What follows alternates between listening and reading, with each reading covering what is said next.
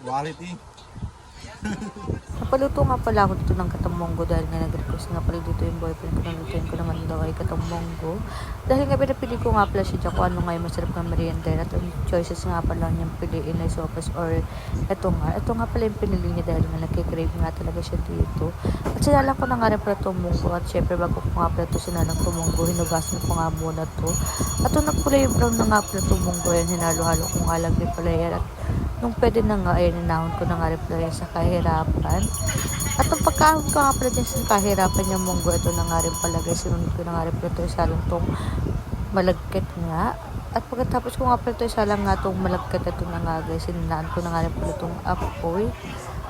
At pagkahina ko nga pala dyan ng apoy, yan, hinayaan ko nga lang din pala ito kumulo. Huwag nyo na nga rin pala pasin dyan yung takip nga na itong kawali dahil nga hindi nga talaga sila tugma. At pagkatapos nga yan na kumukulo-kulo na nga, kaya hinalo-halo ko nga lang din talaga to. Sa pagluluto nga pala dyan ng munggo, mas matimbang nga talaga dito yung halo, kaya tsagaan nga lang din talaga. At pagkatapos ko nga pala halo-haloin yan, tapos tinakpan ko nga lang din ulit yan. At pagtakip ko nga lang pala dyan, hinantay ko nga lang din pala yan ng mga 5 minutes. At hinayaan ko nga lang to hanggang sa maluto nga tong kanin. At pinapitpit ko na nga rin pala sa jowa ko nga itong munggo. At nung nakita ko na nga rin pala napitpit niya na nga itong munggo, ito dali-dali ko na nga rin pala nilagay ito sa kawali.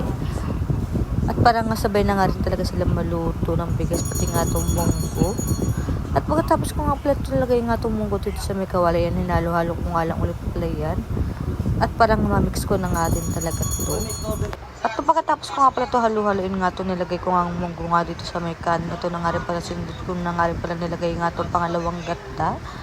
At pagkatapos ko nga pala ito, ilagay nga ito itong pangalawang gata, hinalo-halo ko na nga rin ito talaga.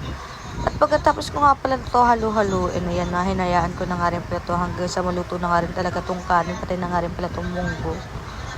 At tinakpan ko nga lang din ito ng mga 5 minutes at nilaan ko na nga rin pala itong kalan.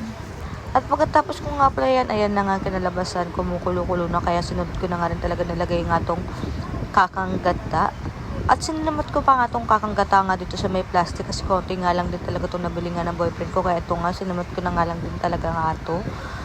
At pagkatapos ko nga pala ito sinimutin, ito na nga hinalo-halo ko na nga rin pala itong nilagay nga namin kakanggata dito sa niluluto ko. At pagkatapos ko halu-haluin yan, syempre hinayaan ko nga lang din pala ito hanggang sa kumulo at maluto nga rin talaga yung kakanggata. At pagkatapos ko nga pala halu-haluin, ito na nga guys, ko na nga rin pala ito nilagyan ng asukal. At sakto-sakto nga talaga narinig na rin talaga dito yung pagbili nga ng pamangkin nga ng boyfriend ko. Kaya ito, hinayaan ko na nga lang din talaga at sinama ko na nga rin talaga sila sa voice record ko.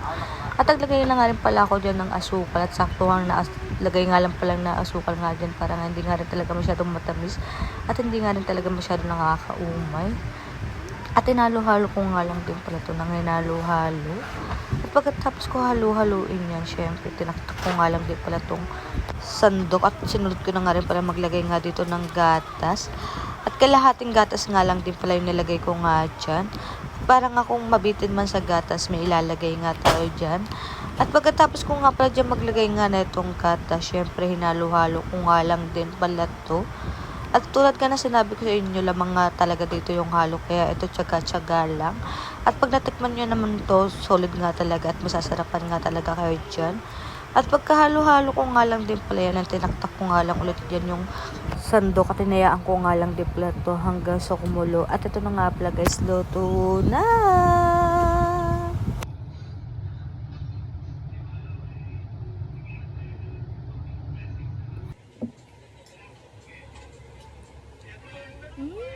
Tatapon.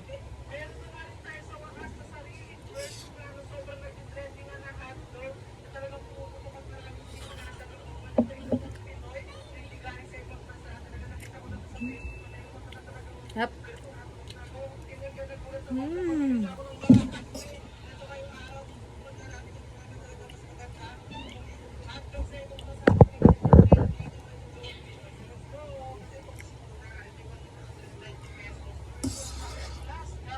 Sarap pang merienda talaga.